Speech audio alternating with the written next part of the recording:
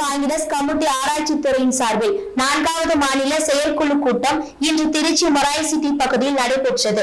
இந்த கூட்டத்தில் தமிழ்நாடு காங்கிரஸ் கமிட்டி முன்னாள் தலைவர் KS அழகிரி சிறப்பு விருந்தினராக கலந்து கொண்டு சிறப்புரை ஆற்றினார். முன்னதாக செய்தியாளரை சந்தித்து பேசிய KS அழகிரி கூறும்போது, தமிழகத்தில் இருக்கும் பிரச்சனைகளை நுணுக்கமாக ஆராய்வதற்கு இந்த குழு உருவாக்கப்பட்டுள்ளது.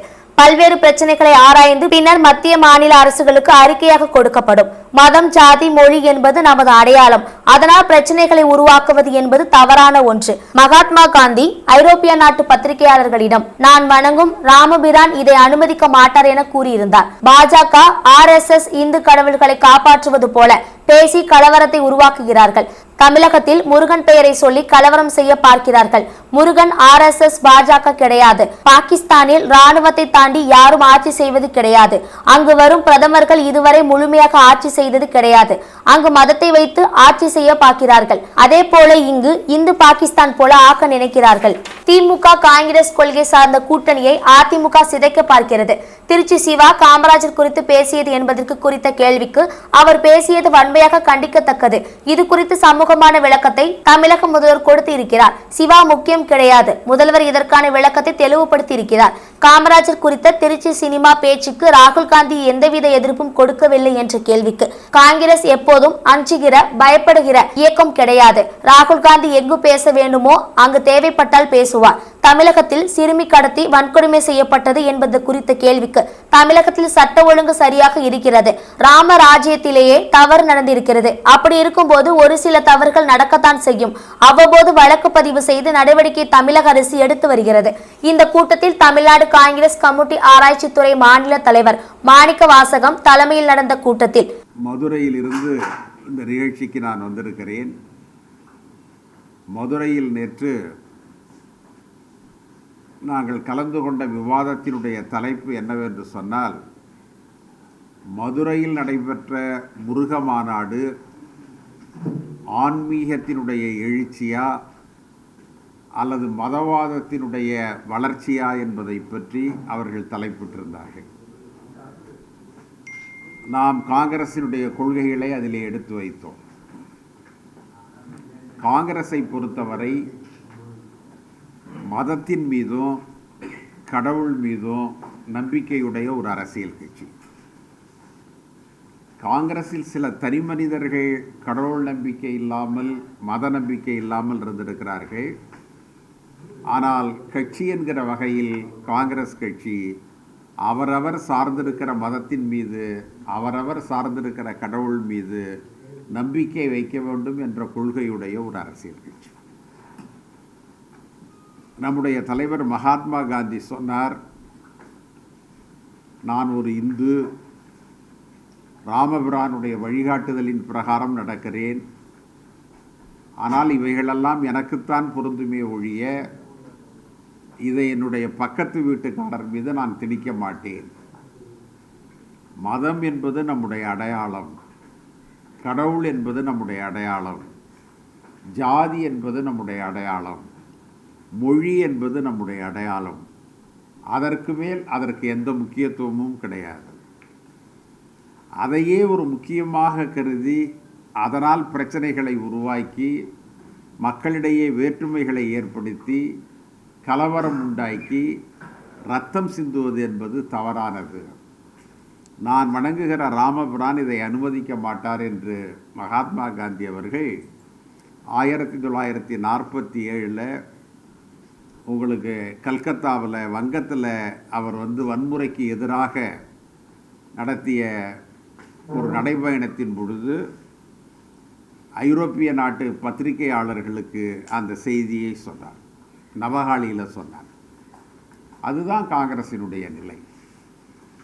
நாம் பிஜேபி RSS இன்றைக்கி என்ன செய்கிறாங்கன்னா, இந்துக்களுக்கு அவர்கள்தான் தலைவர்கள், இந்து கடவுள்களை அவர்கள்தான் காப்பாற்றுகிறார்கள், மற்றவங்கள்லாம் இந்து மதத்திற்கு விரோதமாக இருக்கிறார்கள் என்று சொல்லி இந்தியா முழுவதும் பிரிவினையை ஏற்படுத்துவது மட்டுமல்ல, கலவரத்தையும் உருவாக்குகிறார்கள்.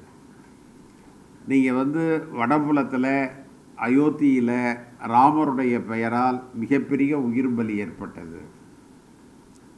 அதே மாதிரி இப்போது தமிழகத்தில் முருகன் பெயரால் ஒரு கலவரத்தை உருவாக்குவதற்கு அவர்கள் முயற்சி செய்கிறார்கள். இது தவறு. முருகன் ஒரு காலத்திலும் ஆர்எஸ்எஸ் கடவுள் கிடையாது. முருகன் ஒரு காலத்திலும் பிஜேபியை ஆதரித்தவர் கிடையாது. திடீரென்று இவர்கள் முருகனை அவ்வாறு உருவகப்படுத்துவது தவறு என்று தான் நாம் அந்த கூட்டத்திலே பேசினோம். இதுதான் நம்முடைய கருத்தும் கூட. நம்முடைய தோழர்கள் இந்த கருத்தை தமிழகம் முழுவதும் பரவலாக சொல்ல வேண்டும். ஏன்னா ஆர்எஸ்எஸ் பாரதிய ஜனதா என்பது ஒரு அரசியல் கட்சியாக மட்டும் இருந்தால் பிரச்சனை இல்லை. அவர்கள் இந்த சமூகத்தை சிதைக்க வேண்டும் என்று கருதுகிறார்கள். எப்படி பாகிஸ்தானில் உங்களுக்கு இராணுவத்தை தவிர பாகிஸ்தான் ஆண்டவர்கள் வேற யாரும் கிடையாது. நம்மோடு தான் சுதந்திரம் கிடைச்சது. அதுக்கு ஒரு பிரதமர் கூட 5 ஆண்டு காலம் அந்த தேசத்தில் ஆட்சி செய்தது கிடையாது. மக்களால் தேர்ந்தெடுக்கப்பட்ட பிரதமர் யாருமே 5 ஆண்டு காலம் அங்கே நீடித்தது கிடையாது. ஏன்னா மதத்தின் பெயரால் ஒரு சர்வாதிகாரம். அதே மாதிரி ஒரு சர்வாதிகாரத்தை இந்தியாவில் கொண்டு வரத்தான் ஆர்எஸ்எஸ் முயற்சிக்கிறது. இந்தியாவை ஒரு பாகிஸ்தானாக மாற்றணும். அது என்னன்னா இந்து பாகிஸ்தான், அது முஸ்லீம் பாகிஸ்தான், இது இந்து பாகிஸ்தான் என்று கொண்டாட அவர்கள் நினைக்கிறார்கள். நாம் காந்தி சொன்னது தான், நாம் இந்து, ஒரு உண்மையான இந்து. நாம் அதற்காக யாரையும் துன்புறுத்தக்கூடாது, யாரையும் அவர்கள் மீது அதை திணிக்கக்கூடாது. நாம் அதில் சகோதரத்துவமாக நடந்துக்கணுங்கிறத தான் நாம் திரும்ப திரும்ப சொல்கிறோம். இன்றைக்கி தமிழ்நாட்டில் உங்களுக்கு ஆர்எஸ்எஸ்ஸிற்கு எதிராக, பாரதிய ஜனதாவிற்கு எதிராக ஒரு மிகப்பெரிய அரசியல் கூட்டணியை நாம் உருவாக்கி இருக்கிறோம். தலைவர் ராகுல் காந்தி அவர்களுடைய மிகப்பெரிய செல்வாக்கு அதில் இருக்கிறது. தமிழக முதலமைச்சரும் அதை நல்ல முறையில் செய்கிறார். இங்கே நம்முடைய கூட்டணி என்பது ஒரு கொள்கை சார்ந்த கூட்டணி. இதை சிதைக்க வேண்டும் என்பதற்காக தான் அதிமுக பிஜேபி இன்றைக்கு ஒன்று சேர்கிறார்கள். அது தவறு. ஒரு ஆட்சின்னு வந்தால் பல்வேறு விதமான பிரச்சனைகள் இருக்கலாம். ஆனால் அவைகளையும் தாண்டி கொள்கை ரீதியாக இன்றைக்கு இந்தியாவில் ஒரு தீவு போல இந்த மாநிலம் இருக்கிறது. இந்த மாநிலத்தில் ஆர்எஸ்எஸ்ஸிற்கு நிலையான ஒரு எதிர்ப்பை, ஒரு தத்துவார்த்த ரீதியான கருத்தை சொல்லுகிறவர்களாக நம்முடைய கூட்டணி இருக்கிறோம். அதை பலப்படுத்த வேண்டும் என்பது தான் நம்முடைய நோக்கம். பெருந்தலைவர் காமராஜரை பற்றி திருச்சி சிவா பேசிய கருத்து பெரிய கருத்தையாயிருக்கு. உங்களுடைய கருத்து என்னது? அது வன்மையாக கண்டிக்கத்தக்கது. எங்களுடைய தலைவர்கள் கண்டித்திருக்கிறார்கள். அவர் அதை பேசியிருக்க வேண்டாம். முதலமைச்சர் அதற்கு விளக்கம் கொடுத்திருக்கிறார். தமிழ்நாடு காங்கிரஸ் தலைவரும் அதற்கு விளக்கம் கொடுத்திருக்கிறார். எங்களுடைய தோழர்கள்லாம் அவர்களுடைய கடுமையான கண்டனத்தை தெரிவித்திருக்கிறார்கள். அதை அவர் தவிர்த்திருக்கலாம்.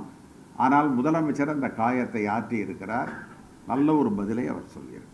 சார், அந்த கருத்தில் சொன்ன கருத்தை பற்றி அது தவறுன்னு அவர் பின்வாங்கவே இல்லை. இப்போ வரைக்கும் அந்த பிரச்சனையை தள்ளுங்க அப்படின்னு நீங்கள் இதில் முதலமைச்சர் என்ன சொன்னார் என்பது தான் முக்கியம்.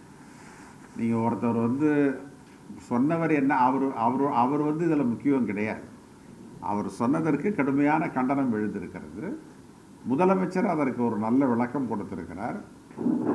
அது எனவே அதனால் அந்த பிரச்சனையை